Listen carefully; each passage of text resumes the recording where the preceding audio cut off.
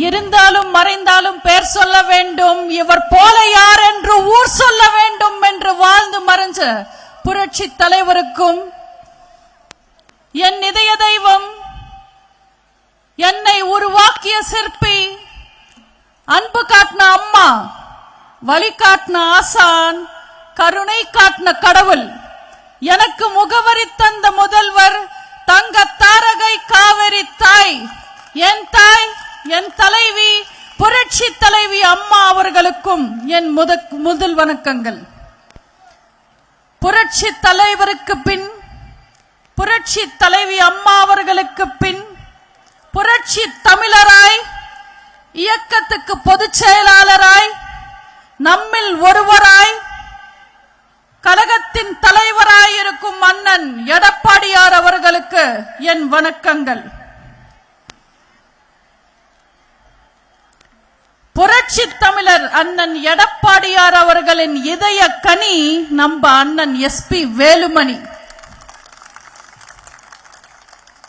தொண்டாமுத்தூரின் குலசாமி, தோல்வி அறியாத வெற்றி சாமி, கொங்கு மக்களின் தளபதி, அன்பு நெஞ்சங்களின் அதிபதி, வாரி கொடுக்கிறதுல கர்ண, உங்களை வாழ வைக்கிறதுல அண்ணன், களத்துல இறங்கிட்டா சிங்கம், குறையே இல்லாத ஒரு தங்கம், பாட்டு போட்டா எங்க அண்ணன் டான்சரு, போட்டு பார்த்தா எங்க அண்ணன் டேஞ்சரு. அன்பு சகோதரர் என் அண்ணன் எஸ்பி வேலுமணி அவர்களுக்கு என் அன்பான வணக்கங்களை தெரிவிச்சுக்கிறேன். எங்க அண்ணன் வெற்றிக்கு பின்னாடி இருக்கிறது எங்க தங்க அண்ணி, எங்க செல்ல அண்ணி, எங்க நல்ல அண்ணி வித்யா வேலுமணி அவர்களுக்கும் என் அன்பான வணக்கங்கள். அண்ணின்னு சொன்னா ஏதோ பேருக்கு கூப்பிடுறேன்னு நினைக்காதீங்க. நான் உங்க குடும்பத்துல ஒருத்தியா இருக்கேன். அண்ணி கையால நிறைய நாள் சாப்பிட்டு இருக்கேன். அந்த நன்றியோடு பாசத்துல அண்ணின்னு கூப்பிடுற மூத்த அண்ணன், இந்த குடும்பத்துக்கு மூத்த அண்ணன், அன்பு சகோதரர் அன்பரசன் அவர்களுக்கும், எங்க மூத்த அண்ணி லதா அன்பரசன் அவர்களுக்கும், தங்க தாரகை புரட்சி தலைவி அம்மாவால் பெயர் சூட்டப்பட்ட எங்க தங்க பிள்ளை, அன்பு பிள்ளை வந்தனா அவர்களுக்கும், எங்க மருமகள் தக்ஷனா அவர்களுக்கும் எல்லாருக்கும் என் அன்பான வணக்கங்களை தெரிவிச்சுக்கிறேன். அழகான அமைதியான மகேஸ்வரி மேடம் அவர்களுக்கும், அழுத்தமான மணிமேகலை அக்கா அவர்களுக்கும், சிறப்பாக பேசி எனக்கு புத்துணர்ச்சியை கொடுத்து என் பேச்சில எனக்கு நம்பிக்கை கொடுத்த அன்பு சகோதரி கௌதமி அவர்களுக்கும், மேடையில் அமர்ந்திருக்கிற அத்தனை நல்ல உள்ளங்களுக்கும், அன்பு சகோதரிகளுக்கும், அந்த பக்கமா உட்கார்ந்துகிட்டு இருக்கிற அதிமுக தலைவர்களுக்கும், கீழே அமர்ந்திருக்கிற தொண்டர்களுக்கும், என் பேச்சை ஆவலுடன் கை வருகை தந்திருக்கும் தாய்மார்களுக்கும், பெரியோர்களுக்கும், உள்ளது உள்ளபடி நல்லபடி கூறும் ஊடக நண்பர்களுக்கும், மரியாதைக்குரிய காவல்துறை அதிகாரிகளுக்கும், புரட்சி தலைவரின் ரத்தத்தின் ரத்தமான புரட்சி தலைவியின் உயிரினும் மேலான கழக உடன்பிறப்புகள் அத்தனை பேருக்கும் என் அன்பான மரியாதையான வணக்கங்களை தெரிவிச்சுக்கிறேன்.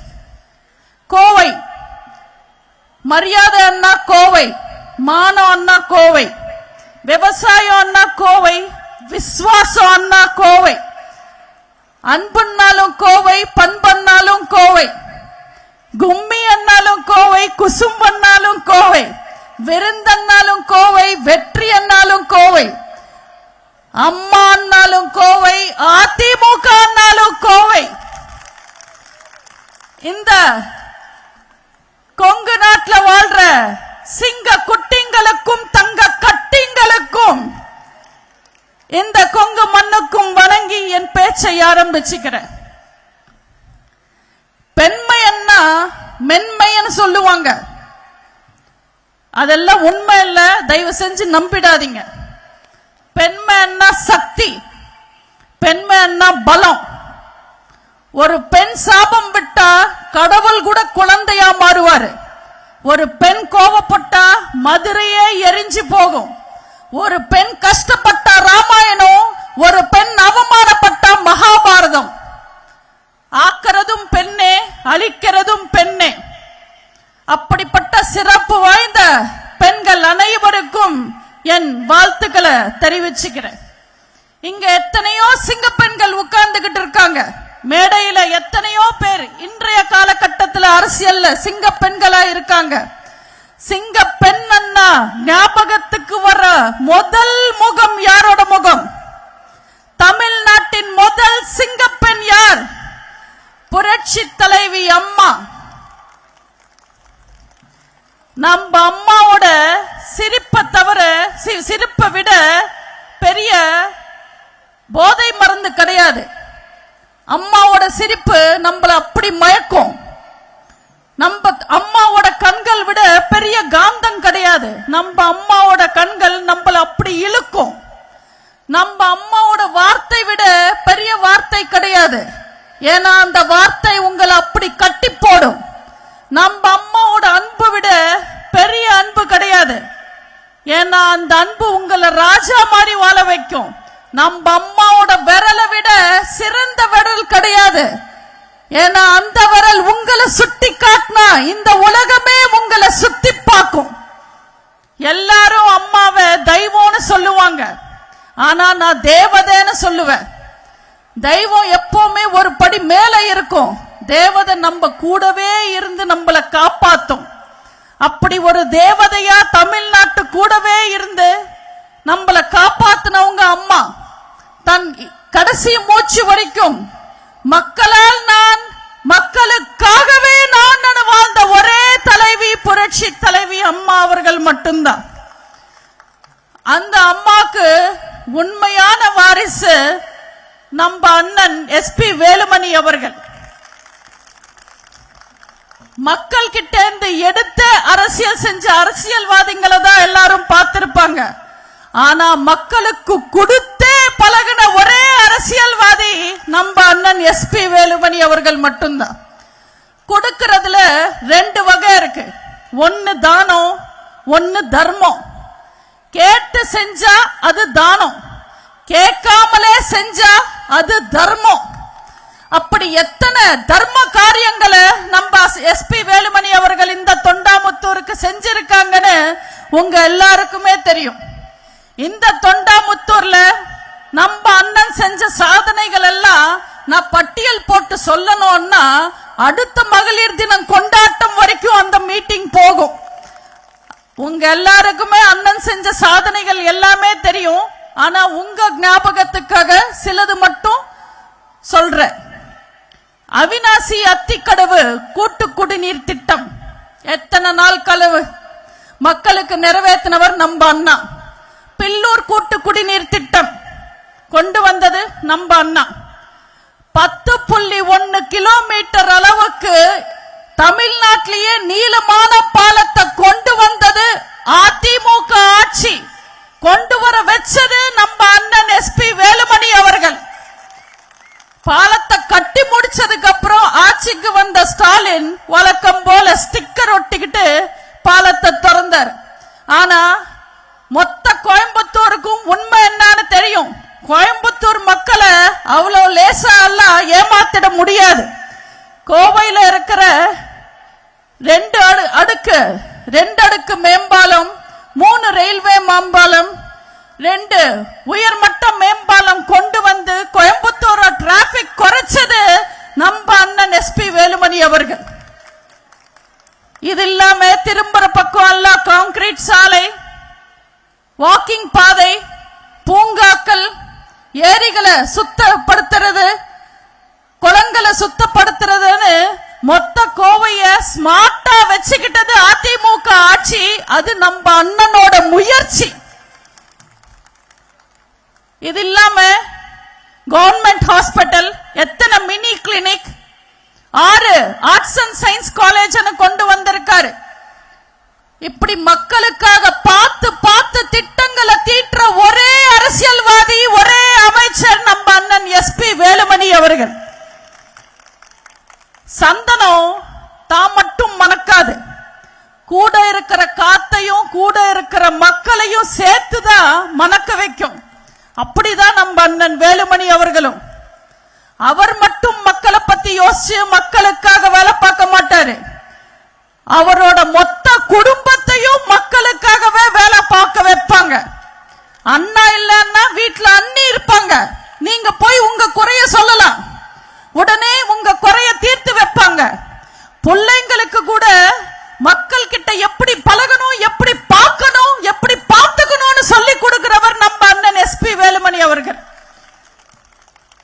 கொரோனா காலத்துல அவங்க குடும்ப ட்ரஸ்டான நல்லறம் ட்ரஸ்ட் மூலமா அண்ணன் எஸ்பி வேலுமணி அவர்களும் நம்ம அண்ணா அன்பரசன் அவர்களும் எத்தனை ஆயிரம் பேருக்கு இந்த கோயம்புத்தூர்ல சோறு போட்டிருப்பாங்கன்னு நீங்க ஞாபகப்படுத்திக்கிட்டு சொல்லுங்க. ஏதோ சாப்பாடு போட்டாங்கன்னு கிடையாது, ஒவ்வொரு உயிரையும் மதிச்சு அந்த உயிருக்கு உணவு போட்டு சிறந்த மருந்து கொடுத்து காப்பாத்தினாரு. சாப்பாடு எப்படி போட்டார் தெரியுமா? எவ்வளவு சுத்தமா செய்யணும், எவ்வளவு சுகாதாரத்தோட செய்யணும்னு வீடியோ கால்ல பாப்பாரு அமைச்சரா இருந்துகிட்டு. நான் சாட்சிங்க, 6 துறைக்கு அமைச்சர். கொரோனா காலம் இரவு பகல் பார்க்காம வேலை பார்க்கிறாரு. ஆனா வெள்ளிக்கிழமை சாயந்தரம் ஆனா கோயம்புத்தூருக்கு ஓடி வந்துடுவாரு. எங்க கோயம்புத்தூர், எங்க கோயம்புத்தூர் மக்கள்னு ஓடி வருவாரு. ட்ரெயின் கிடையாது, பிளைட் கிடையாது, கார்ல வருவாரு. 8 மணி நேரம் 10 மணி நேரம் உட்கார்ந்துகிட்டு வருவாரு. இதுல அன்பரசன் அண்ணனை தொல்லை பண்ணிட்டாரு.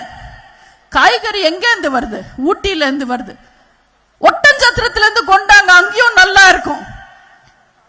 எங்க இருந்து காய்கறி வருது, எங்க இருந்து பழம் வருதுன்னு இவர் விசாரிச்சு ஒரு பெட்டிய செஞ்சு வீடு வீடா போய் கொடுக்கறாங்க.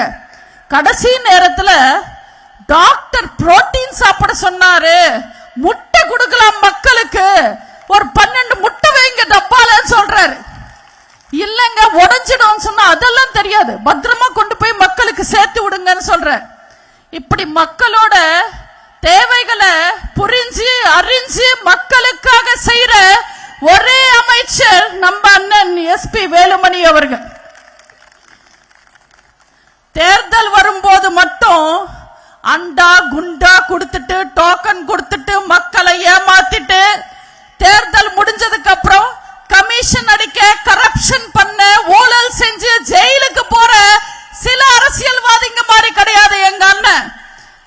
களத்துல நிப்பாரு, உங்க கைய பிடிச்சுக்கிட்டு இந்த மண்ணில நிப்பாரு. அமைச்சரானாலும் அவருக்கு கோயம்புத்தூர் கோயம்புத்தூர் தான், தொண்டாமுத்தூர் தொண்டாமுத்தூர் தான். நம்ம பத்தி பேசினது போறோம், இப்ப ஸ்டாலின் பத்தி பேசலாம். 1000 ஆண்டுகள் ஆனாலும் ஞாபகம் வச்சிருக்கிற அளவுக்கு சாதனைகள் 5 வருஷத்துல திமுக செஞ்சிருக்குன்னு மைக்கிலேயே மேகி கின்றாரு ஸ்டாலின். நான் யோசிச்சு பார்த்தேன், அப்படி என்ன சாதனைங்க செஞ்சிட்டாங்கன்னு. நல்லா யோசிச்சா சில உண்மை இருக்கோ அந்த ஸ்டேட்மெண்ட்லன்னு நினைச்சேன்.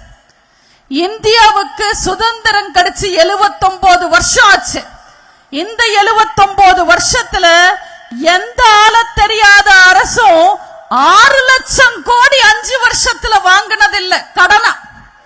5 வருஷத்துல 6 லட்சம் கோடி கடன் வாங்கி சாதனை படைச்ச ஒரே அரசு ஸ்டாலினோட திருட்டு திமுக அரசு. 63 வருஷ திராவிட ஆட்சி காலத்துல கள்ளச்சாராயம் குடிச்சு செத்தவனுக்கு 10 லட்சம் நிதி உதவி எந்த ஆட்சியும் கொடுத்ததில்லை. குடிகாரனுக்கு அள்ளி கொடுக்கிற சாதனை செஞ்சது ஒரே அரசு இந்த ஸ்டாலினோட திருட்டு திமுக அரசு. அண்ணா யூனிவர்சிட்டி கட்டி 40 வருஷத்துக்கு மேல ஆயிடுச்சு. ஆனா இப்படி ஒரு கொடூரமான பாலியல் வன்கொடுமை நடந்ததே இல்லை. ஒரு திமுக கட்சிக்காரனை வச்சு அவனை காப்பாத்துறதுக்கு ஒரு திமுக அமைச்சரை வச்சு, அவரை காப்பாத்துறதுக்கு ஒரு திமுக போலீஸ வச்சு ஒரு மிகப்பெரிய வன்கொடுமை செஞ்சு முடிச்சிட்டாங்க. இந்த விஷயத்துல இந்த திமுக அரசு செஞ்சிருக்கு, ஸ்டாலினோட அரசு செஞ்சிருக்கு. காமராஜர் காலத்திலிருந்து நம்ம அண்ணன் எடப்பாடியார் அவர்கள் காலம் வரைக்கும் எல்லா ஆட்சியிலையும் மாணவர்கள் ஸ்கூலுக்கு போய் படிச்சிட்டு இருந்தாங்க. ஆனா இந்த திருட்டு திமுக ஸ்டாலினோட அரசாங்கத்துல மட்டுமே போதையில சுத்திக்கிட்டு இருக்காங்க. போதையில கூட படிக்கிற பொண்ணுங்களை கெடுக்கிறாங்க, போலீஸ் அடிக்கிறாங்க, அம்மா அப்பாவை வெட்டுறாங்க. இந்த விஷயத்துல சாதனை செஞ்சிருக்கு இந்த திருட்டு திமுக அரசாங்கம்.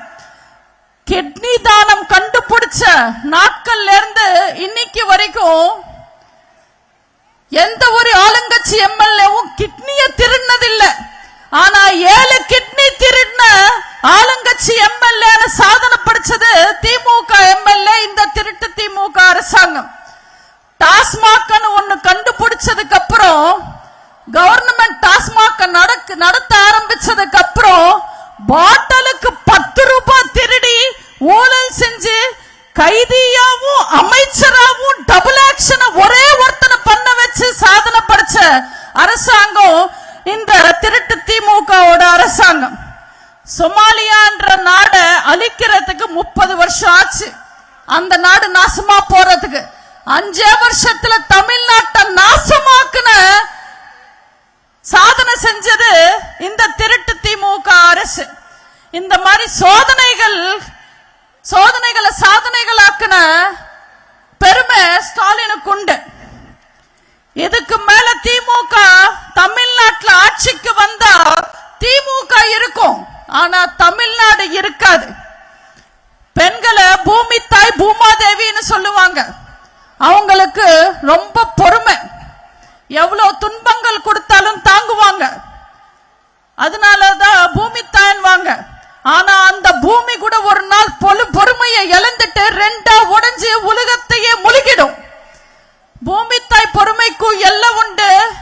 பெண்களுக்கு எதிராக நடக்கிற குற்றங்களை வேடிக்கை பார்க்கிற சாமியோட பொறுமைக்கும் ஒரு எல்லை உண்டு. இதுல ஸ்டாலின் சொல்றாரு பெண்கள் பாதுகாப்பா இருக்காங்கன்னு. வெல்லும் தமிழ் பெண்கள் விளம்பரம் கொடுக்கிறாரு வெக்கமே இல்லாம ஸ்டாலின். பெண்களோட நிலைமை என்ன? ஸ்டாலினுக்கு சொல்ற கனிமொழியோ துர்கா ஸ்டாலினோ கீதா ஜீவனோ தமிழச்சி தங்கப்பாண்டியனோ ஜெயிச்சா பெண்கள் ஜெயிச்ச மாதிரி இல்ல. ஒவ்வொரு குடும்பத்துல இருக்கிற பெண்கள் ஜெயிச்சாதான் பெண்கள் ஜெயிச்ச மாதிரி. ஆனா இன்னைக்கு என்ன நிலைமை?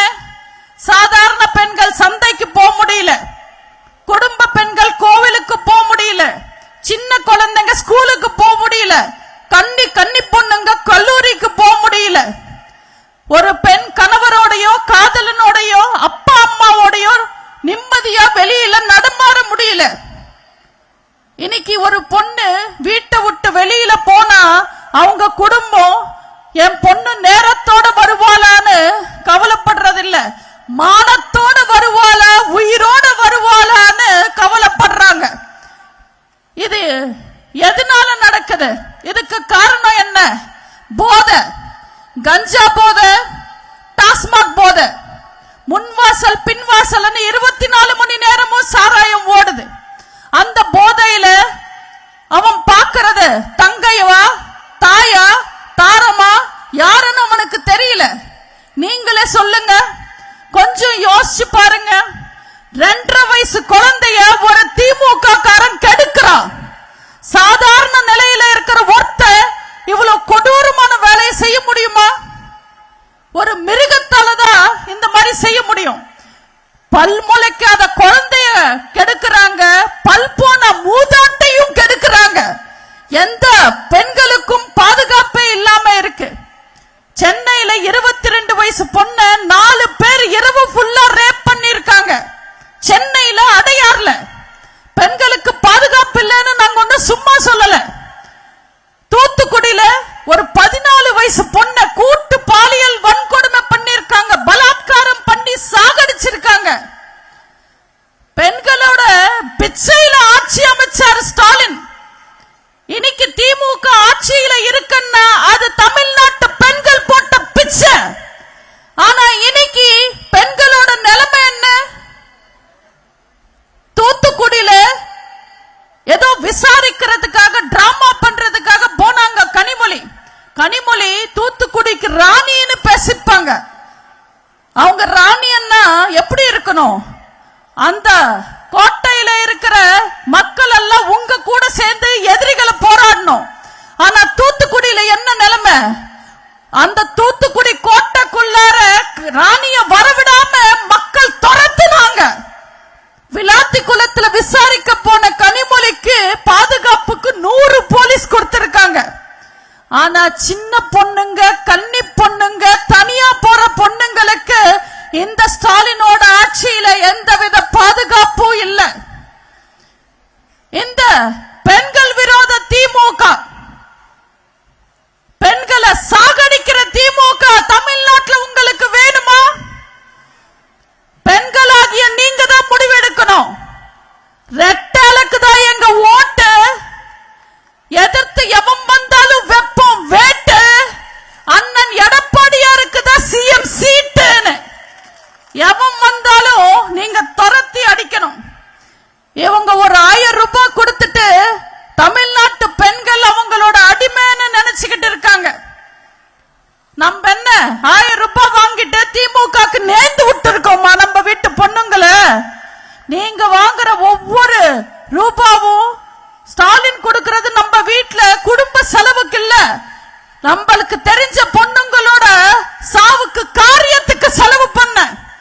உங்களுக்கு அக்கவுண்ட்ல வர்ற ஒவ்வொரு பணமும் உங்களுக்காக இல்ல, உங்க முன்னேற்றத்துக்காக இல்ல, உங்க அழிவுக்காக வருது. தயவு செஞ்சு அதெல்லாம் ஏத்துக்காதீங்க.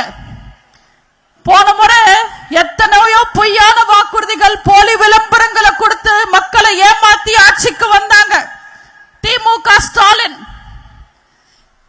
இப்பவும் கட்டு கட்டா மூட்டை மூட்டையா வருவாங்க. பொய்களை தூக்கிட்டு, விளம்பரங்களை தூக்கிட்டு, அவங்க பொய் பிரச்சாரத்தை, விளம்பரங்களை மட்டுமே நம்பி இருக்காங்க. உண்மையான விஷயங்களை அவங்கள சொல்லவும் மாட்டாங்க. நேருக்கு நேரா தைரியமா நேர்மையா சண்டை போடுறது திமுகவுக்கும் தெரியாது, ஸ்டாலினுக்கும் தெரியாது. இங்க இருக்கிறவங்களுக்காக ஒரு சின்ன கதை மட்டும் சொல்லி முடிச்சுக்கிறேன். ஒரு ஊர்ல ஒரு சின்ன கடை வச்சிருந்த வியாபாரி இருந்தார். அவரு வியாபாரம் செஞ்சிட்டு இருந்தார். ஒரு நாள் திடீர்னு அந்த கடைக்கு எதிரில் ஒரு பெரிய கடை திறந்தாங்க. அந்த பெரிய கடையும் ரொம்ப நல்ல கடை, தரமான பொருளை விற்கிறாங்க, நீட்டா பேக் பண்ணி விற்கிறாங்க, சுகாதாரமா பண்றாங்க எல்லாமே. இப்ப இந்த சின்ன கடைக்காரருக்கு டென்ஷன் ஆயிடுச்சு. என்ன இவ்வளவு பெரிய கடை திறந்துட்டாங்களேன்னு. திடீர்னு பார்த்தா அந்த பெரிய கடைக்காரர் வெளியில வந்து ஒரு போர்டு வைக்கிறாரு, 1 கிலோ நெய் 300 ரூபாய்க்குன்னு. உடனே சின்ன கடைக்காரரு, இவன் என்னப்பா சண்டை ஆரம்பிச்சுட்டா, நம்ம வியாபாரத்துக்கு வேட்டு வச்சிடுவான் போல இருக்கேன்னு நினைச்சு அவனும் ஒரு போர்டு வச்சா, 1 கிலோ நெய் 280 ரூபாய்க்குன்னு. இப்போ அந்த பெரிய கடைக்காரரு எதிர்கடைக்காரர் குறைச்சிட்டாரு, நம்மளும் குறைச்சிடலான்ட்டு 1 கிலோ நெய் 260 ரூபான்னு குறைச்சு போர்டு வச்சாரு. உடனே சின்ன கடைக்காரரு, இவங்க என்ன இப்படி சண்டை போடுறா, அவன் குறைச்சா எனக்கு குறைக்க தெரியாதான்னு ஒரு போர்டு வச்சா, 1 கிலோ நெய் 240 ரூபாய்க்குன்னு. இப்ப பெரிய கடைக்கார, இவன் போட்டிக்கு வந்துட்டா அவனா நானான்னு பார்த்துல, நான் குறைச்சிடுறேன், நான் பாத்துக்கிறேன்னு 1 கிலோ நெய் 220 ரூபான்னு குறைச்சிட்டாரு. இப்ப சின்ன கடைக்கார, அவன் குறைச்சா நான் குறைக்க மாட்டேனா, நானும் குறைப்பேன்னு ஒரு போர்டு வச்சுட்டாரு, 1 கிலோ நெய் 200 ரூபான்னு. இப்போ அந்த வழியா போயிட்டு இருந்த ஒரு பெரியவர் கேட்டார், ஏப்பா தம்பி, அவன் பெரிய வியாபாரி, பெரிய கடை வச்சிருக்கா, பெரிய வியாபாரம் செய்யறா, அவன் ஏதோ குறைச்சு கொடுத்தா, கவர்ச்சிக்காக கொடுத்தா அவன் சமாளிச்சுப்பான். நீ சின்ன வியாபாரம் பண்ற சின்ன கடைக்கார, நாளைக்கு லாஸ் வந்துடுச்சுன்னா உன் குடும்பத்தை எப்படி காப்பாத்துவ, உன்னால சமாளிக்க முடியுமான்னு. அதுக்கு அந்த சின்ன கடைக்காரரு, முடியாதுங்க, சாத்தியமே இல்ல அப்படின்னாரு. அப்ப எதுக்காக நெய் விலை இவ்வளவு குறைச்சு போட்டு வைக்கிற அப்படின்னு கேட்டா, என் கடையில நெய்யே இல்லைங்க, சும்மா எதிர்கடைக்காரனை அழிச்சிடணுன்றதுக்காக போட்டு வச்சேன், ஏமாத்துறதுக்காக போட்டு வச்சேன்னு சொன்னார். அந்த மாதிரி பொய்யான வாக்குறுதிகள், போலி வாக்குறுதிகள் தூக்கிக்கிட்டு திமுக வருவாங்க, கலர் கலரா வருவாங்க. போன முறை ஏமாந்த மாதிரி தயவு செஞ்சு ஏமாறாதீங்க. நம்ம அண்ணன் எடப்பாடியார் எத்தனையோ வாக்குறுதிகளை கொடுத்திருக்காரு. நம்ம அண்ணன்